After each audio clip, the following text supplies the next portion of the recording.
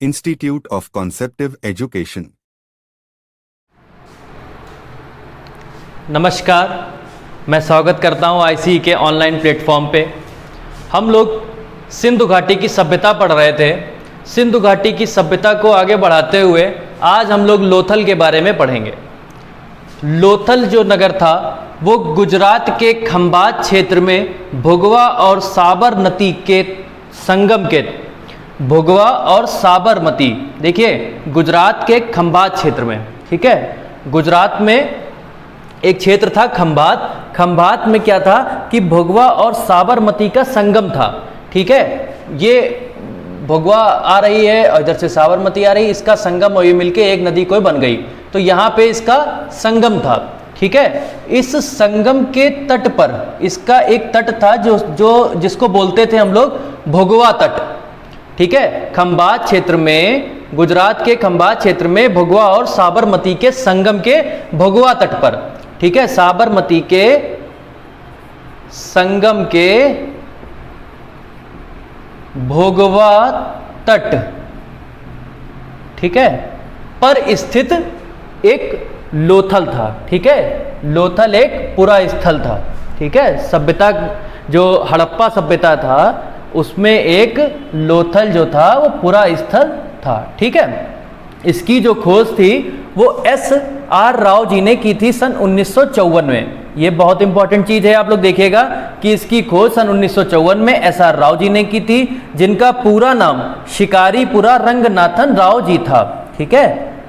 अगर हम लोग इसकी खोज की बात करते हैं कि लोथल की खोज किसने की, तो SR राव जी ने की, जिनका पूरा नाम शिकारीपुरा रंगनाथन राव जी था, ठीक।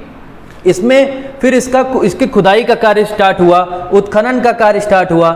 जब उत्खनन का कार्य हुआ तो उत्खनन, देखिए खोज 1954 में हुई थी, जब खोज होगी तभी तो खुदाई करी जाएगी, ठीक है। उसके बाद 1955 से 63 के मध्य इसके उत्खनन का इसमें कार्य हुआ। यह जो नगर था, देखिए जो अधिकांश नगर थे वो दो टीलों पे बने हुए थे, जैसे एक टीला ये, एक टीला ये, ठीक है। इसको निचली टीला बोलते हैं और इसको ऊपरी टीला बोलते थे। लेकिन जो लोथल था वो एक ही टीले पर बना नगर था, ठीक है। जो लोथल था वो एक ही टीले पर, अगर क्वेश्चन आपका आ जाए कि सिंधु घाटी सभ्यता में वह नगर बताइए जो एक ही टीले पर बना था, तो आप सीधे लोथल पे टिक कर देंगे कि वह नगर लोथल था, ठीक है। इस लोथल को हम लोग लघु हड़प्पा तथा लघु मोहनजोदड़ो कहते हैं, ठीक है। अगर क्वेश्चन पूछ ले कि लघु मोहनजोदड़ो या लघु हड़प्पा किसे कहते हैं, तो आप सीधे सीधे लोथल को कहेंगे, ठीक है। आप ध्यान रखिएगा, लोथल गुजरात के खंभात क्षेत्र में स्थित था, ठीक है।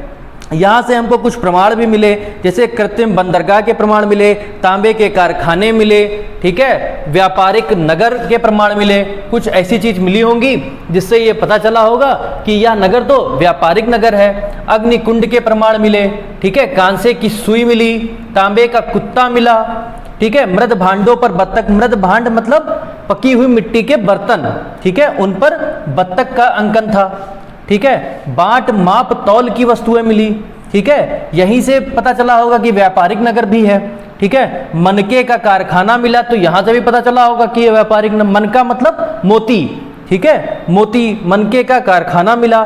तांबे का सारस मिला। गैंडे की मृड मूर्तियां मिली जिसके पैरों में पहिए थे। गैंडे की मृड मूर्ति मतलब कि मिट्टी की मूर्ति मिली जिसके पैरों में पहिए थे। ये आपका लोथल नगर हो गया। देखिए लोथल से पेट, अगर पेट के लिए पढ़ रहे हैं आप तो लोथल से इतना पर्याप्त है, इससे हटके नहीं आएगा। इसके बाद हम लोग कालीबंगा पढ़ेंगे, तो आइए हम लोग कालीबंगा को देखते हैं। कालीबंगा राजस्थान के हनुमानगढ़ जिला में घग्गर नदी के बाएं तट पर स्थित था। कालीबंगा राजस्थान के हनुमानगढ़ जिला में घग्गर नदी के बाएं तट पर स्थित था, ठीक है। अगर पूछे किस राज्य में स्थित था तो राजस्थान, और राजस्थान के किस जिले में, हनुमानगढ़ जिले में। कहां पर, घग्गर नदी के बाएं तट पर स्थित था, ठीक है। हनुमानगढ़ में घग्गर नदी थी, उसके बाएं तट पर यह स्थित था। क्या स्थित था, कालीबंगा स्थित था, ठीक है। फिर देखिएगा इस कालीबंगा को हम लोग कहते क्या थे, काली रंग की चूड़ियां, ठीक है।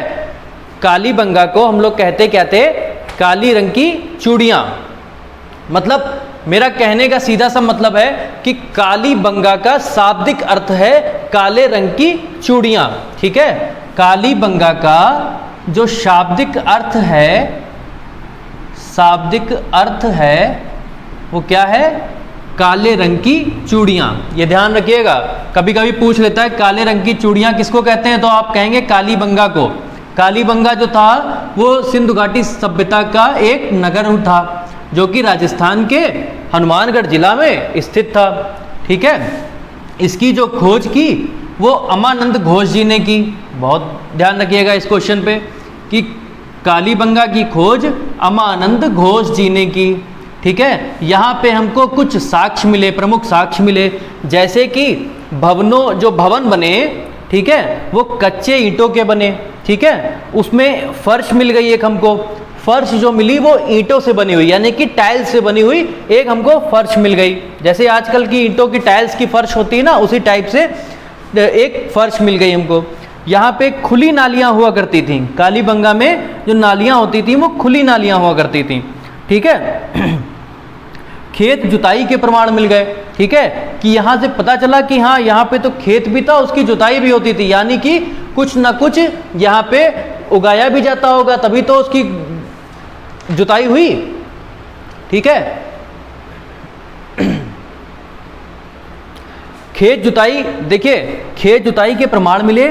ठीक है, यहां से हम कह सकते हैं कि सरसों और चना, ठीक है, सरसों और चना के एक साथ बोए जाने के प्रमाण मिले। मेरी बात पे ध्यान रखिएगा, जब खेत जुताई के प्रमाण मिले तो सरसों और चना के बोए जाने के एक साथ प्रमाण मिले।